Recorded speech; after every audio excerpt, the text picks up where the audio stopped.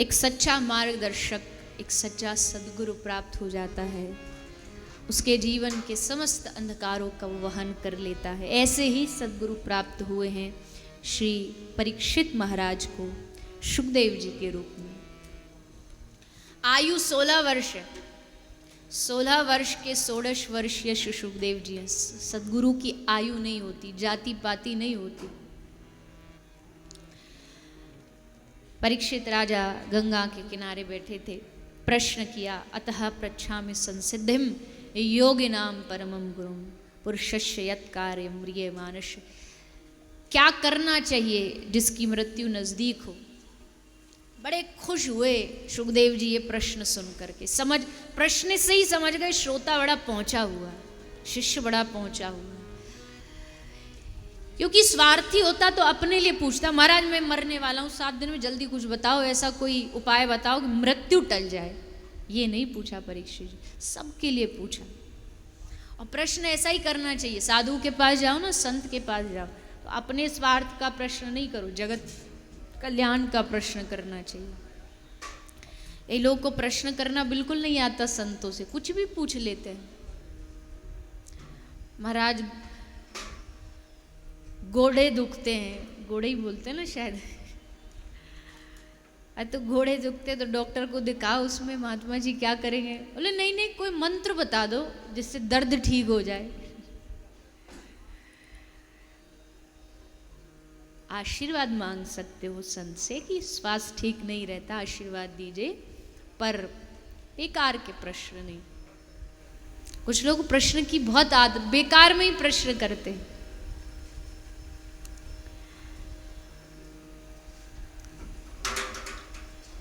एक कहीं से शव यात्रा जा रही थी, तो एक आदमी ऐसे ही उसको प्रश्न करने की आदत थी, बेकार में पूछता। जैसे शव सब जा रहे थे राम नाम सत्य, तो क्या बोला, ये मर गए हैं? तो दूसरा भी महान था, बोले नहीं मरे नहीं, इनको पार्क में घुमाने ले जा रहे हैं। एक बोला जी थोड़ा पानी देंगे? बोले क्यों, प्यास लगी है? बोला नहीं नहीं प्यास नहीं लगी, चेक करना गले में लीकेज तो नहीं है। अजी पानी मांग रहे तो प्यास ही लगी होगी। पर कुछ भी पूछते संतों के पास। अच्छा कुछ लोग तो परीक्षा के लिए भी पूछते हैं, संतों की परीक्षा लेने। अच्छा बताओ रावण के नाना के मामा के नाना का नाम बताओ।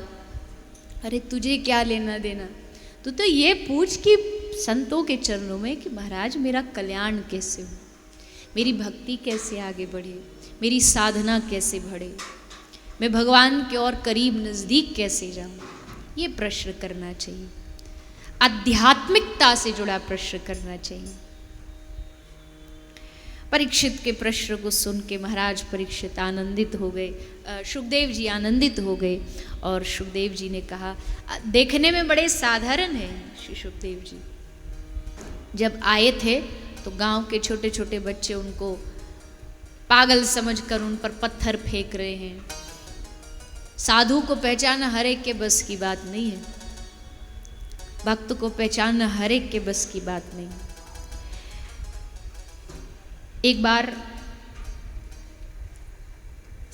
ये लगभग सब समयकालीन संत रहे, बाबा तुलसी, बाबा कबीर।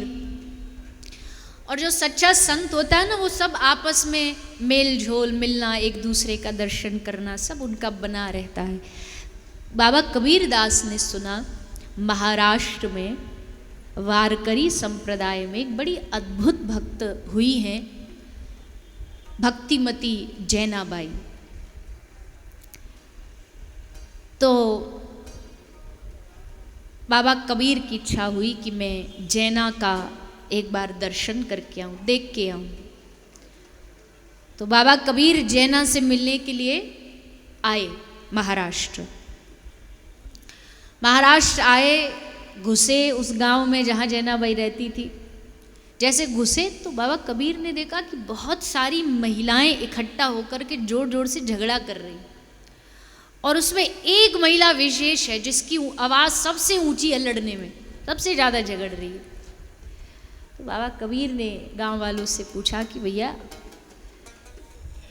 हम तो यहाँ जैनाबाई से मिलने आए थे, पर यहाँ तो कुछ अलग ही लीला चल रही है। देखो सब आपस में यहाँ लड़ाई झगड़ा, ये कौन है महिला जो आपस में लड़ रही है? तो एक ने हंस के कहा कि बाबा जिस जैना को आप ढूंढने आए हो ना, ये जो सबसे ऊंची आवाज में लड़ रही है यही जैनाबाई। अब तो बाबा कबीर को जरा दुख लगा कि कहीं हम गलत तो नहीं आ गए, कुछ गलत तो नहीं सुना था इसके बारे में। पर फिर मन में आया, देखो भगवत रसिक रसिक की बातें रसिक बिना कोई समझ सके नहीं। एक भक्त की बात भक्ति समझ सकता है, एक साधु की बात साधु ही समझ सकता है। वो समझ गए कि जरूर इसमें कोई रहस्य होगा।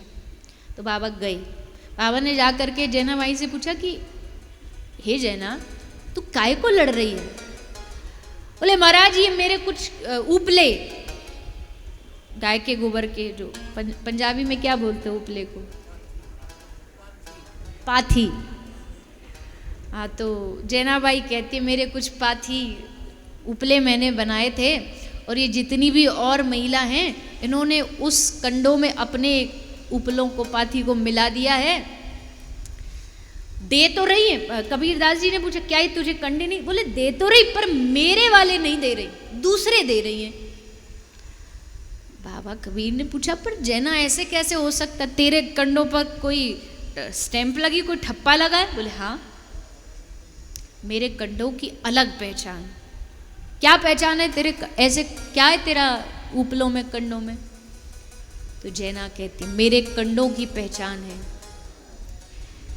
मेरे उपले को, मेरे कंडे को कान से लगा करके देखो। अगर कान से लगाने पर उस कंडों से विठला विठला पांडुरंगा पांडुरंगा आवाज सुनाई दे जाए तो समझ जाना ये जैनाबाई के कंडे हैं, ये जैनाबाई के उपले हैं। कबीर ने कहा अच्छा ऐसा? ला, जैसे कंडे को कान से लगाया, देखा उन कंडों से, उन उपलों से विठल विठल विठल की आवाज आ रही है।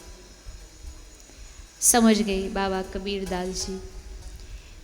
भक्तों की चाल बड़ी टेढ़ी होती है, इनको पहचानना आसान नहीं। बाहर से देखने में एकदम साधारण रहेंगे, जानबूझ के रहेंगे कि दुनिया हमको पहचान ना पाए, पर जो सच्चा पहुंचा हुआ महापुरुष वो पहचान लेगा, वो उनकी पहचान कर लेगा।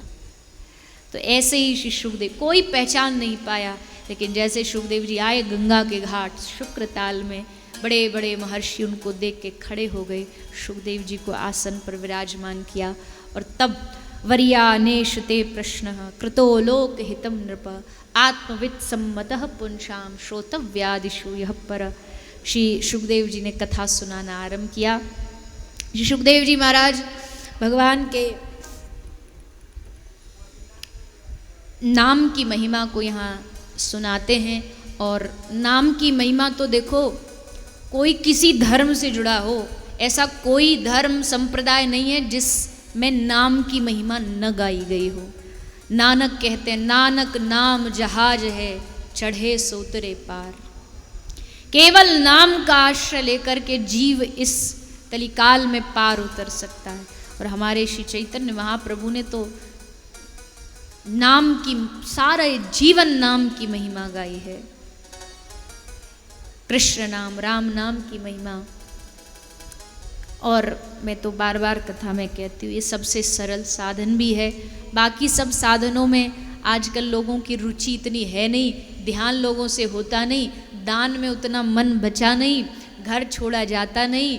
पर सबसे सरल उपाय, सबसे सीधा उपाय यही है कि चलते फिरते हरे कृष्ण कृष्ण कृष्ण हरे हरे, हरे राम राम राम हरे हरे, जहाँ हो जैसे हो बस वहीं पर भगवान का नाम स्मरण करते रहो, इसी से काम बन जाएगा। नाम की बहुत महिमा है, इसको और भी समय मिलेगा तब इसकी विशेष और चर्चा करेंगे कि नाम से क्या क्या फल प्राप्त होता है।